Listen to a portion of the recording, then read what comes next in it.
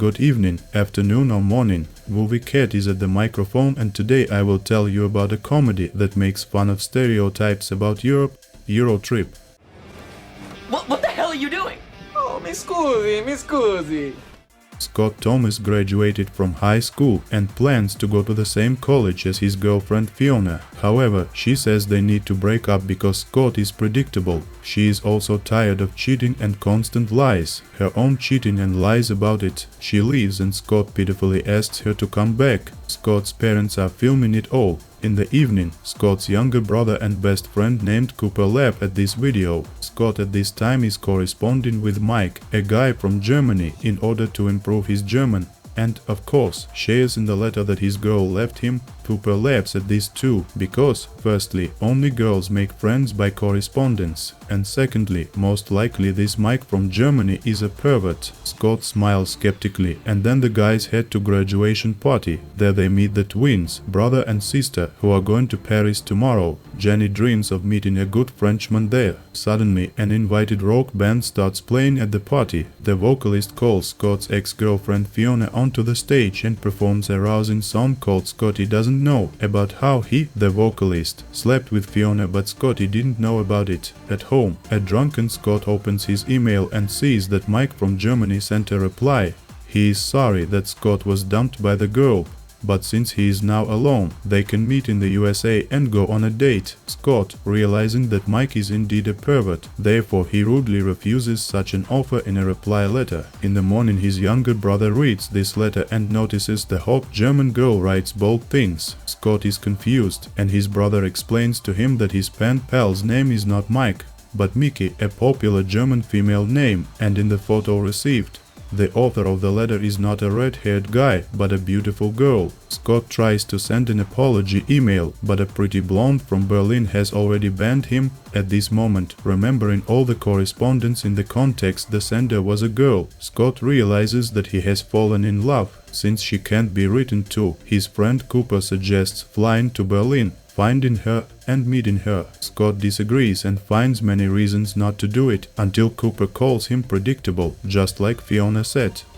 The guys grab their bags and go to the airport. Cooper turns to the express mail company if there is something to be delivered to Berlin. Such a method can save a lot on tickets. There is no post to Germany, but there is to London. Cooper agrees, saying that London is within easy reach of Berlin. On the plane, Cooper explains his own reason for this trip: uninhibited and crazy European sex. In London, the guys find out the next bus to Berlin leaves only the next day, so they go to the pub for a drink. However, this pub is only for fans of the Manchester United Football Club, and when local guys are already getting bets from under the counter to beat strangers, Scott suddenly says that they are Manchester fans from Ohio. The main hooligan opens 2 beers with his eyes and treats the Americans. In the morning, Scott and Cooper wake up on the second floor of a London convertible bus. The main Manchester fan says they are going to their team's away match in Paris. Scott panics, and Cooper reassuringly says that Paris is almost a suburb of Berlin.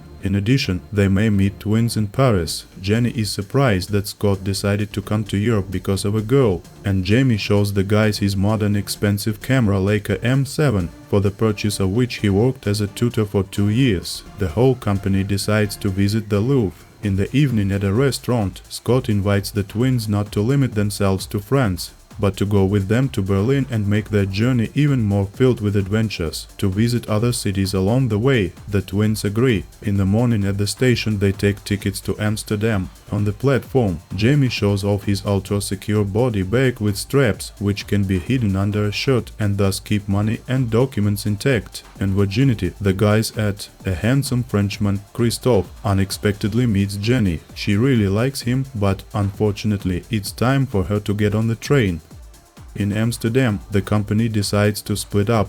Cooper craves sexual adventures and heads to the vendor sex brothel, which promises an unforgettable heavenly pleasure and a free t-shirt. The madam of this place decides that Cooper doesn't need girls, but masochistic pleasures. Cooper tries to say the stop word given to him, but makes a mistake in a couple of sounds and asks for a Fluke Geheimen. Huge man Hans and Gruber take out a large vibrating spiked dildo. In the same moment, Jamie decided to have a quieter time and went to the store to buy batteries for his expensive camera. The girl at the checkout is delighted and even excited with the Leica M7.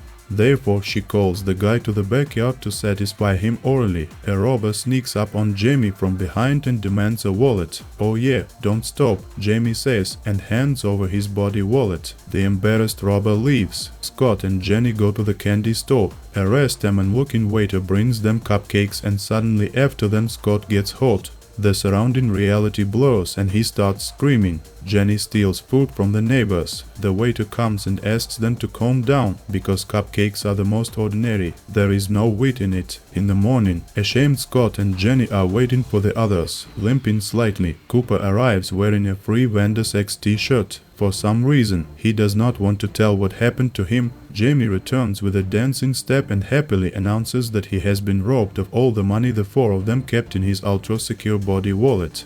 There is nothing left but to hitchhike to Berlin. The truck driver stops and says in German that he has been driving for 14 hours and has not slept for 3 days. Held on schnapps and nuts in chocolate. He knows where Berlin is, but he will never go there, because he stabbed a woman there and raped a horse. Scott does not understand anything from this speech, but because of the numerous references to Berlin, he decides that the driver is going there. The company is loaded into the truck. After many hours of driving, they stop and the driver says the German police will never find him here. In Bratislava, grey buildings, broken windows with smoke pouring out, a dog with a palm in his mouth. Cooper understands they are in Eastern Europe.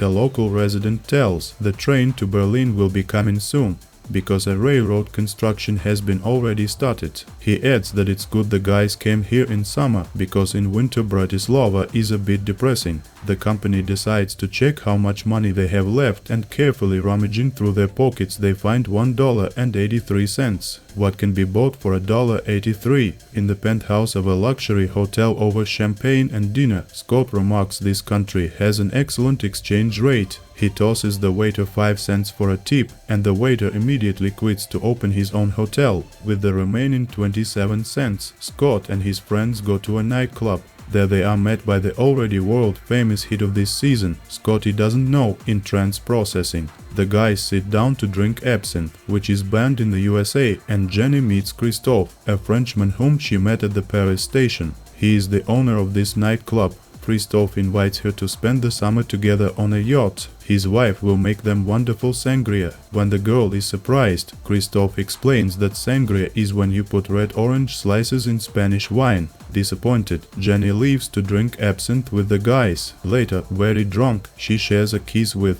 her brother.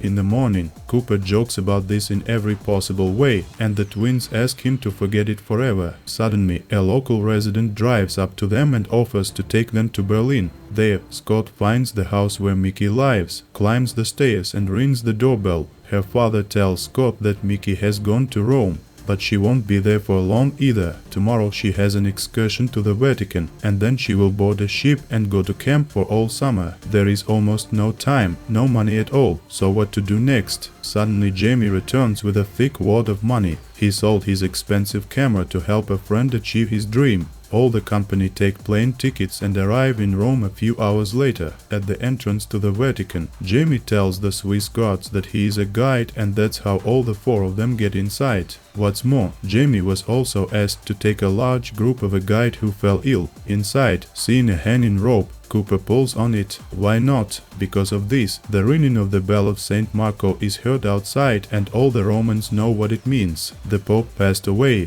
following somewhere in the chambers. Cooper finds and puts on the Pope's head, and then unsuccessfully stands near the candle, and the head burns up. Scott advises to throw the head into the fireplace. White smoke comes out of the chimney. Outside, the Romans are ecstatic because it means a new pope has been chosen. Suddenly, Scott sees Mickey through the window, entangled in the curtains. He tries to open the window. The curtain falls on him, and the cornice appears in his hand. Scott goes out onto the balcony. The Romans greet their new pope and wait for his speech. Mickey yells Scott and climbs down the flag. The real Pope at home in front of the TV is very surprised. The Swiss guards are trying to arrest Scott, but the guy is rescued by the Manchester fans who were lucky to be here. Scott tells Mickey that he traveled all over Europe looking for her, and then he says he is in love with her. A few minutes later, the couple have sex in a confessional booth. At the same time, Cooper and Jenny are sad they never got to experience crazy European sex. Vicky goes to the camp and she and Scott agree to meet in autumn.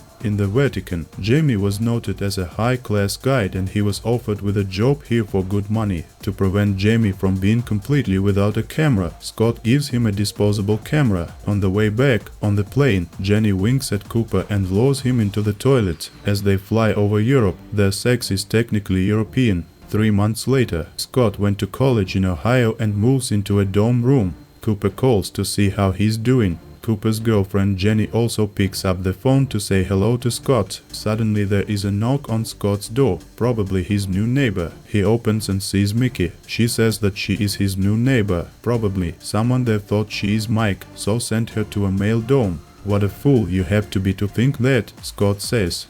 Thank you for your attention. Press hearts, write any comment for the development of the channel and be sure to subscribe if you dream of getting to Bratislava.